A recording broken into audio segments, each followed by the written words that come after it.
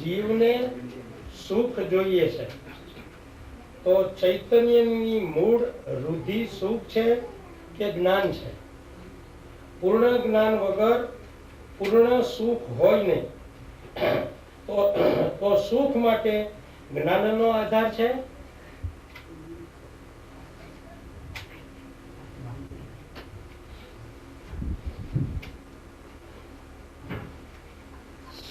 જીવ સુખ માટે ઈચ્છી રહ્યો છે, પણ સુખ માટે પ્રયોજનભૂત જ્ઞાનની જરૂર છે. જ્ઞાનની વૃદ્ધિ, જ્ઞાન ગુણ મુખ્ય આત્માનું છે, પણ વૃદ્ધિ માટે પ્રયત્ન કરવાનો નથી. જીવ સુખને ઈચ્છી રહ્યો છે. વૃદ્ધિ જ્ઞાન ઝાઝુ જાણવું અને બધું લોકાલોકને બધું પ્રત્યક્ષ જણાય, એ વૃદ્ધિ માટે પ્રયત્ન કરવાનો નથી. જ્ઞાન ગુણ મુખ્ય છે અને જીવનું સુખ ગુણ પણ વિશેષ ગુણ છે. તો પણ જ્ઞાન મુખ્ય હોવા છતાં વૃદ્ધિ માટે, જ્ઞાન મુખ્ય વૃદ્ધિ માટે પ્રયત્ન કરવાનો મોક્ષ માર્ગમાં હોતો નથી.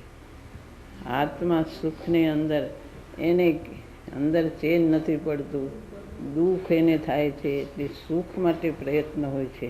જ્ઞાન માટે પ્રયત્ન હોતો નથી, પણ મુખ્ય પ્રયોજનભૂત જે તત્વ છે એને મુખ્ય જાણે કે હું કોણ છું, આ વિભાવ શું છે, પ્રયોજનભૂત જાણે એટલે પછી જાજુ જાણવાની એમાં જરૂર નથી હોતી. કે કેવળ જ્ઞાન જાણવાની જરૂર નથી હોતી, પણ શાસ્ત્રમાં આવે છે પેલા વિતરાગતા થાય પછી સર્વજ્ઞતા થાય છે. જ્ઞાન પૂર્ણ જ્ઞાન થાય પછી પૂર્ણ સુખ થાય એમ નથી. પેલા વિતરાગતા થાય, અંદર શાંત સુખ ને વિતરાગતા થાય પછી જ્ઞાન થાય છે. મુખ્ય પુરુષાર્થ કરવાનો નાયકને ઓળખીને વિતરાગતા પ્રગટ કરવાનો છે. શ્રદ્ધાની સાથે વિતરાગતા પ્રગટ કરવાની છે. જ્ઞાન માટે પ્રયત્ન કરવાનો હોતો નથી, જાજુ જાણવા માટે, વૃદ્ધિ માટે પ્રયત્ન કરવાનો હોતો નથી. શાસ્ત્રમાં આવે છે, શ્રીમદ કહે છે, જેને જૈનનું કેવળ જ્ઞાન નથી જોતું એને પ્રભુ કયું પદ આપશે. એ કેવળ જ્ઞાન માટે પ્રયત્ન કરવાનો હોતો નથી. એક નાયકને ઓળખીને દ્રષ્ટિ એક આત્મા ઉપર રાખીને પછી મતિ શ્રુતને અવધિને મન પર્યવને કેવળ એને વધારવાની જરૂર નથી હોતી. એ તો વચ્ચે લીનતા ન થાય ત્યાં સુધી સાધક દશા હોય ત્યાં સુધી મતિ શ્રુત વચ્ચે આવે છે. પણ કંઈ કેવળ જ્ઞાન પ્રગટાવવાનું, અવધિ જ્ઞાન પ્રગટાવવાનું, મન પર્યવ જ્ઞાન ને મતિ શ્રુતને કેવળ જ્ઞાન પ્રગટાવવું હોય. કેવળ જ્ઞાન પ્રગટાવવાનો કંઈ પ્રયત્ન હોતો નથી, એના ઉપર દ્રષ્ટિ હોતી નથી. કેવળ જ્ઞાન ઉપર અંદર સ્વરૂપમાં શ્રદ્ધાની સાથે લીનતા થાય, વિતરાગતા થાય, એટલે સહજ જ્ઞાન પ્રગટે છે. વૃદ્ધિ ઉપર દ્રષ્ટિ હોતી જ નથી. જે બાહ્ય ઉપર દ્રષ્ટિ, બાહ્યની વૃદ્ધિ તો બધી રજકણ કે રિદ્ધિ વયમાન એક દેવની સર્વે માયના પૂતગળ એક સ્વભાવ.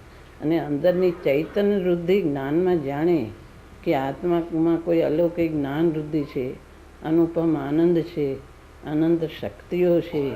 પણ સાધનામાં એને એવા રાગના વિકલ્પ કે એવા લાલસાના વિકલ્પ નથી હોતા.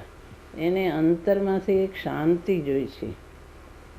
શાંતિ કેમ પ્રગટ થાય? બસ મને આત્મામાંથી, સ્વભાવમાંથી, મારો શું સ્વભાવ છે એમ તત્વને ઓળખીને મને સ્વભાવમાંથી શાંતિ, વિતરાગતા, મારું જ્ઞાન, મારું નાયક દેવ મને કેમ પ્રગટ થાય, એટલે એવી એની ભાવના હોય છે.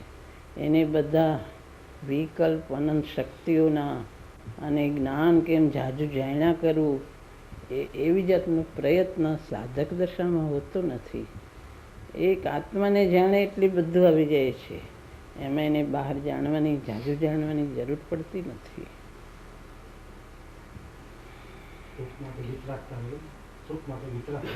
હા, સુખ માટે વિતરાગતા, પ્રયોજનભૂત જ્ઞાન હોય. પેલા આત્માને જાણ્યું, પ્રયોજનભૂત જ્ઞાન હોય, પછી એમાં સુખ માટે વિતરાગતાની જરૂર છે, જ્ઞાનની જરૂર નથી.